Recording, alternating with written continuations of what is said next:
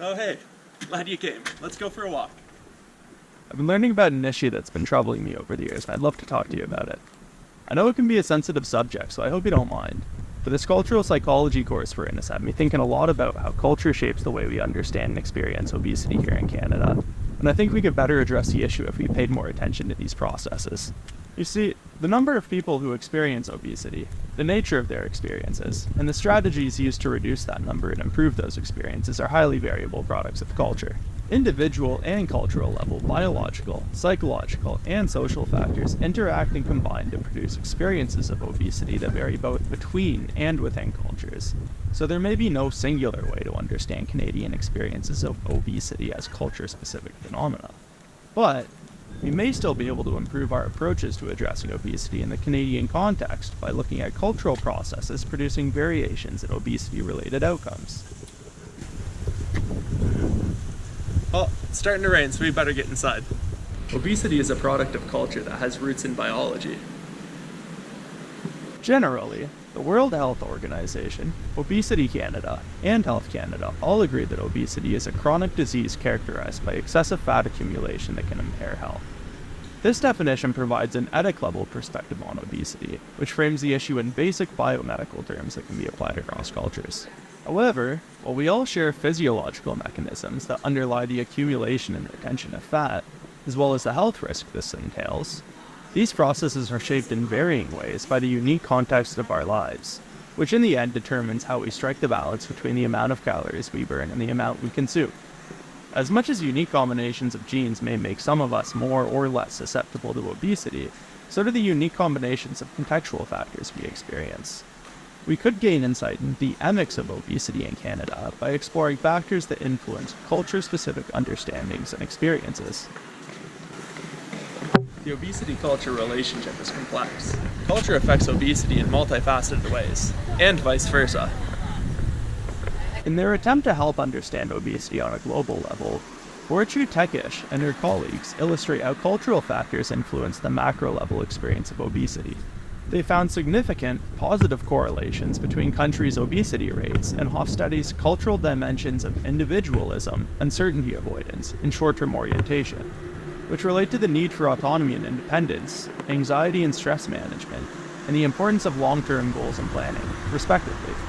These factors contribute to the prevalence of obesity by influencing eating habits and the effects of eating cues, emotional eating, and planning for good health. Gori Katudo and Emma Davies illustrate how culture influences micro-level experiences of obesity by identifying ways culture can pose psychological barriers to physical activity.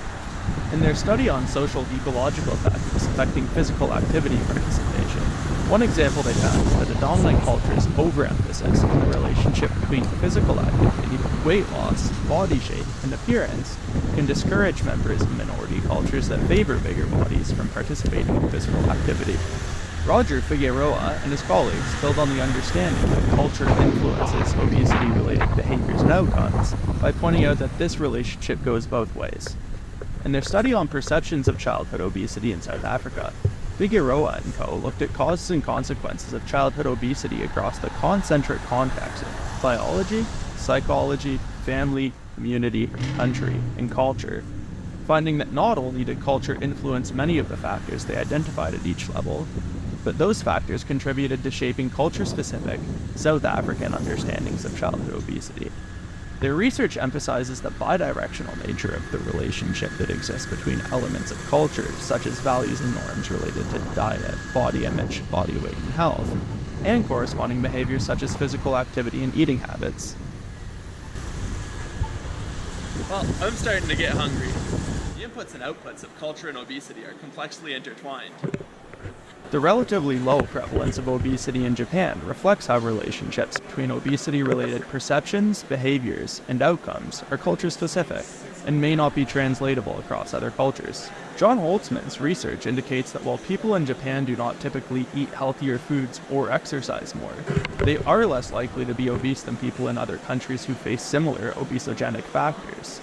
Culture modulates these discrepancies, as pointed out by Holtzman, who identifies normative eating behaviors, institutional practices, and stigmas surrounding fatness as key factors in why obesity rates have remained moderate in Japan, while increasing across the world. However, we can't just copy this trend by replicating those factors, since they may not be healthy or acceptable in Canada. The policies of the government and employers in Japan that keep obesity rates down would likely be seen as freedom limiting here, and Japanese standards of attractiveness typically conflict with our social norms on fairness. The balance we strike between maintaining physical and psychological health is embedded in culture, and cultural factors that keep weight low in Japan would produce disparate effects in Canada. We should always keep in mind that any approach to addressing obesity will inevitably produce a wide range of consequences that are not limited to physical health. While we can't simply copy Japan's approach, we do need to improve ours, since the prevalence of obesity in Canada continues to rise at an alarming rate. Ineffective approaches are important to identify and remedy, because on top of inherently posing opportunity costs and potentially causing direct harms, they risk further entrenching unproductive attitudes, beliefs, and behaviors in our culture. In Canada, institutional strategies for addressing obesity are predominantly based on biomedical models that reflect individualistic perspectives on health and place responsibility on individuals.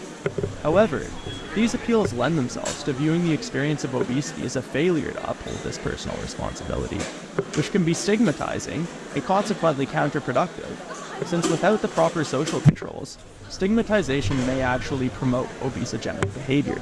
To improve approaches to addressing obesity in Canada, we may need to address the culture that informs them. I hope you're not too tired of my postulating. It's starting to get late, so we better wrap this up.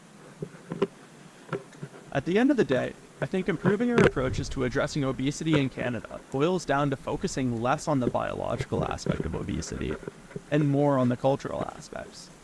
Culture not only influences individual behaviors to shape macro and micro level experiences of obesity, those behaviors and experiences also shape the culture they are embedded in.